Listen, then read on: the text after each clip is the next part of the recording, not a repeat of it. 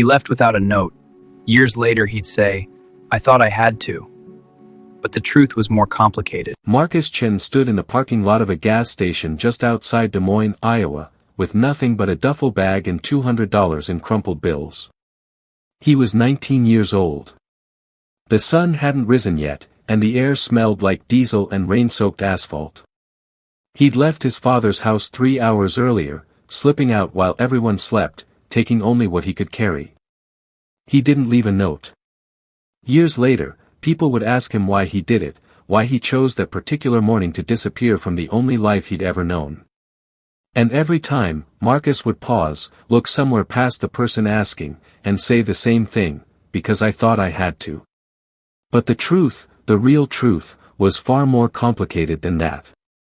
What Marcus didn't know that morning, standing in that parking lot watching the first light break over the highway, was that his decision to leave would set in motion a chain of events that would take him nearly 2 decades to understand. Marcus had grown up in a small house on Maple Street in Cedar Falls, Iowa, the kind of neighborhood where everyone knew everyone's business and nothing ever seemed to change. His father, Raymond Chen, worked at the John Deere plant for 23 years, the kind of man who believed in hard work, routine, and keeping your head down. His mother had died when Marcus was 7, a detail that shaped everything that came after, though no one in the family ever really talked about it. Marcus had one older brother, Daniel, who was everything their father wanted. Daniel was disciplined, respectful, planning to take over Raymond's position at the plant someday. And then there was Marcus, who spent his teenage years feeling like a ghost in his own home, present but never quite fitting into the space his family had mapped out for him. He wanted something different, though he couldn't name what that was. The tension had been building for years, slow and quiet like water eroding stone. Before we dive deeper, let us know in the comments where you're watching from, we'd love to hear from you. And if you're new here, click the subscribe button so you never miss any of our upcoming videos. Raymond expected Marcus to follow the same path Daniel had taken, graduate high school, get a stable job, stay close to home, build a predictable life. But Marcus couldn't shake the feeling that if he stayed, he would disappear entirely, become a version of himself that wasn't really him at all. The argument started small. Missed curfews. Skipped family dinners. Then they grew louder. By the time Marcus turned 18, he and his father barely spoke except to argue. Daniel tried to mediate, tried to get Marcus to understand their father's perspective, but Marcus felt like no one was hearing him. He wasn't asking for permission to leave. He was asking to be seen. And when that didn't happen, when Raymond told him one night that he was wasting his potential and throwing his life away with all his dreams and nonsense, something inside Marcus quietly made a decision. He would prove he could make it on his own. He would leave, and he would never look back. That morning in the gas station parking lot, Marcus bought a cup of coffee he didn't drink and a map he didn't need. He had a plan, sort of. He'd saved money from his part-time job at the hardware store, enough to get him to Denver, where a friend from high school had moved the year before. The friend, Tyler, had promised Marcus could crash on his couch until he found work. It wasn't much, but it was a start. Marcus called Tyler from a payphone just outside Lincoln, Nebraska, around noon. The conversation lasted less than 2 minutes. Tyler's voice sounded distant, distracted. He said things had gotten complicated, that his roommate's situation had changed, that maybe it wasn't the best time after all. Marcus stood there holding the phone after Tyler hung up, listening to the dial tone, feeling the first real crack in his certainty. But he didn't turn around. He got back on the bus and kept going, because turning back felt like admitting he'd made a mistake, and he wasn't ready to do that. Not yet. Denver was colder than he expected. Marcus arrived on a Tuesday evening in late October, the mountains already dusted with snow. He found a hostel downtown that charged $15 a night, a cramped room with bunk beds and strangers who came and went without speaking. He spent the first week applying for jobs, anything he could find, dishwasher, stock clerk, delivery driver. The city felt enormous and indifferent, the kind of place where you could disappear without anyone noticing. He'd thought leaving home would feel like freedom, but instead it felt like floating, untethered and uncertain.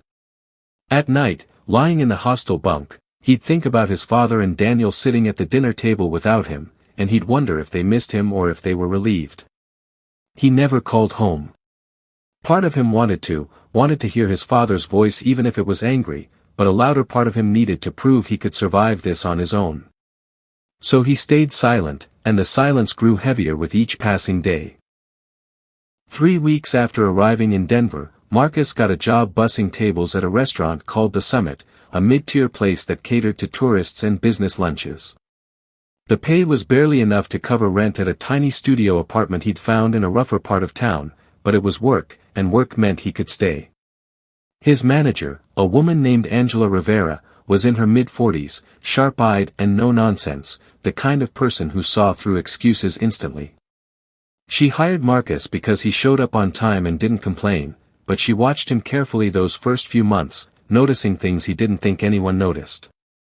How he'd linger after his shift, wiping down tables that were already clean. How he'd avoid conversations with the other staff, keeping his head down and his distance. One night, after the restaurant closed, Angela asked him to stay back. Marcus thought he was getting fired.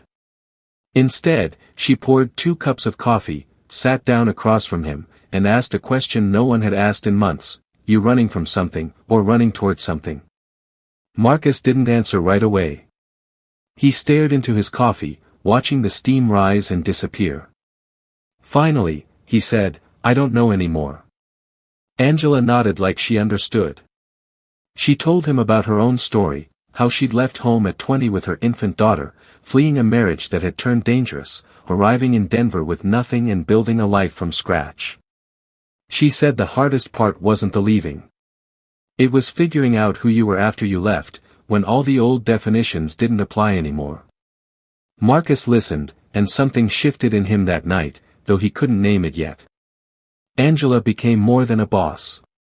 She became the first person in his new life who seemed to actually see him. She started giving him more responsibilities at work, training him on the register, letting him help with inventory.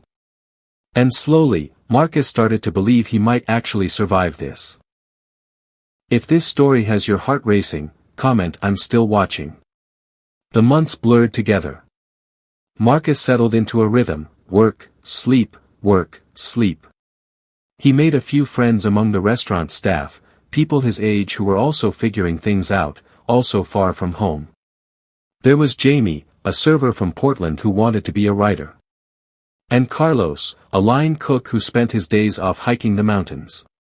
They'd get drinks sometimes after shifts, talk about their dreams, their plans. Marcus never talked about his family. When people asked, he'd say he was from Iowa and change the subject. He told himself he was moving forward, building something new, but the truth was he was just existing, day to day, never quite settling into his own skin. He thought about home more than he wanted to admit. He'd see fathers and sons in the restaurant, laughing over meals, and feel a sharp ache in his chest. He'd wonder what Daniel was doing, if he'd gotten married like he'd planned, if Raymond ever mentioned Marcus's name.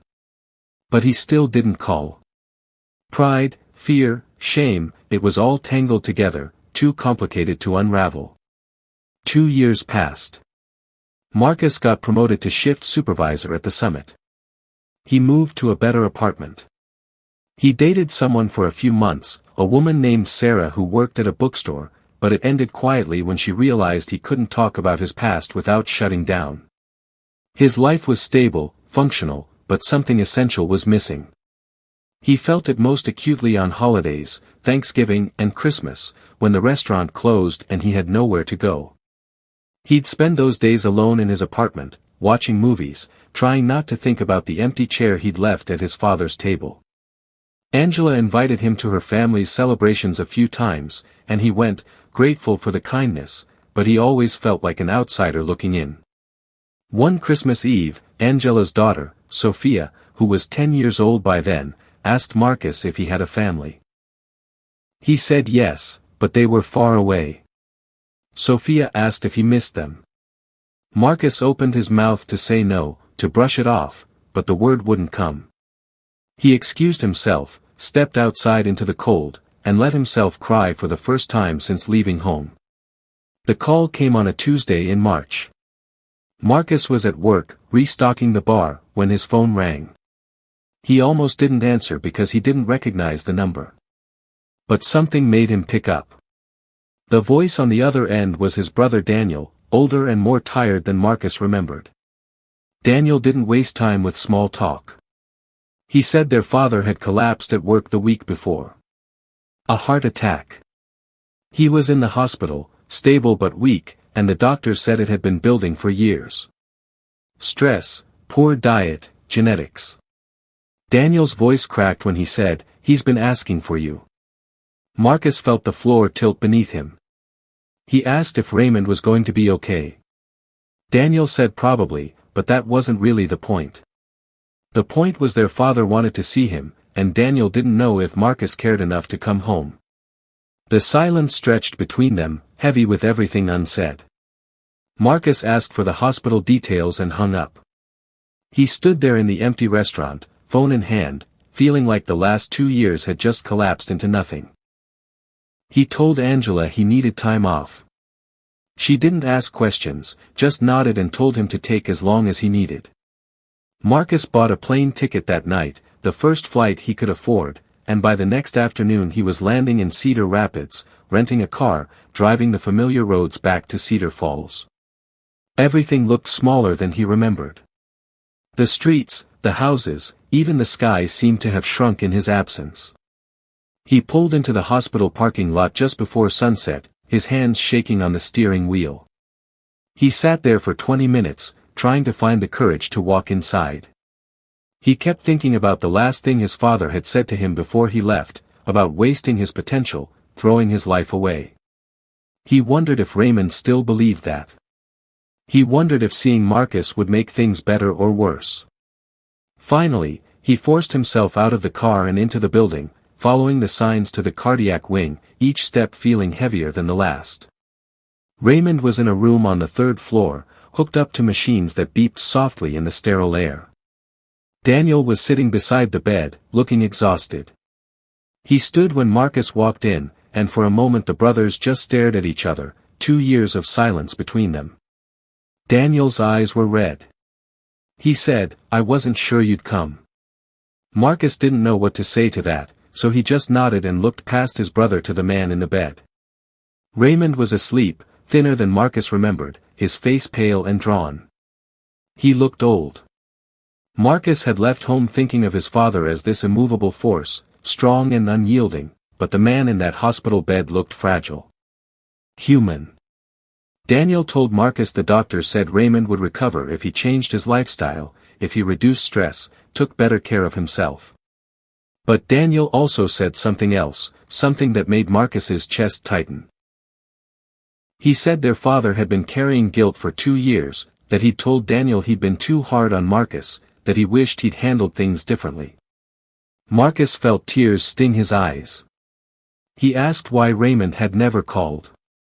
Daniel looked at him sadly and said, "For the same reason you didn't." Raymond woke up the next morning. Marcus was there, sitting in the chair Daniel had occupied the day before. His father's eyes opened slowly, confused at first, then focusing on Marcus's face. Recognition came gradually, followed by something Marcus hadn't expected, tears. Raymond tried to speak, but his voice was hoarse. Marcus leaned closer and said, "Don't. Just rest." But Raymond shook his head weakly and managed 2 words that broke something open in Marcus's chest, "I'm sorry." Marcus grabbed his father's hand, feeling how thin and cold it was, and said, "Me too." They stayed like that for a long time, not speaking, just holding on. When Raymond's strength returned enough to talk, he didn't ask Marcus why he'd left or where he'd been. He asked if Marcus was happy. Marcus thought about it, really thought about it, and realized he didn't know how to answer. He'd been surviving, but was that the same as being happy? He told his father the truth, "I'm working on it." Raymond nodded, understanding in his eyes, and said, "That's all any of us can do." Marcus stayed in Cedar Falls for 2 weeks. He helped Daniel care for their father as he recovered, settling back into the rhythms of the house he'd fled. It was strange at first, being home, sleeping in his old room with all the ghosts of who he used to be. But it was also healing in ways he hadn't anticipated. He and Raymond talked more in those 2 weeks than they had in the last 5 years before Marcus left. They talked about his mother, about grief and how it changes people. Raymond admitted he'd shut down after she died, that he tried to control everything because he was terrified of losing anyone else. He said he'd pushed Marcus away without meaning to, that he'd been too rigid, too focused on safety and stability to see what his son actually needed. Marcus listened and forgave, not all at once, but gradually, in small moments of understanding. He also told his father about his own fears, about feeling trapped, about the pressure to be someone he wasn't. They didn't solve everything. Some wounds were too old for that. But they found something new between them, honesty. When it was time to return to Denver, Marcus felt torn. Part of him wanted to stay, to keep rebuilding what he'd broken. But another part knew he had a life in Colorado, responsibilities, people who depended on him. The night before he left, Raymond asked him to promise one thing, that he'd stay in touch this time, that they wouldn't let the silence return. Marcus promised. At the airport, Daniel hugged him hard and told him he was proud of him, that leaving had taken courage, and coming back had taken even more. Marcus carried those words with him on the flight back, feeling lighter than he had in years. He'd left home at 19 thinking he needed to escape to find himself. But what he'd learned was different. You don't find yourself by running away. You find yourself by facing what you ran from. And for Marcus, that hospital room reconciliation, those 2 whispered apologies, changed everything. Not because it erased the past, but because it proved the past didn't have to define the future. What about you? Have you ever left something behind, only to realize later you needed to return to it? Drop your thoughts in the comments, we read every single one. And if this story moved you, share it with someone who might need it. Sometimes the stories we need to hear find us exactly when we're ready to listen. Thanks for being here. We'll see you in the next one.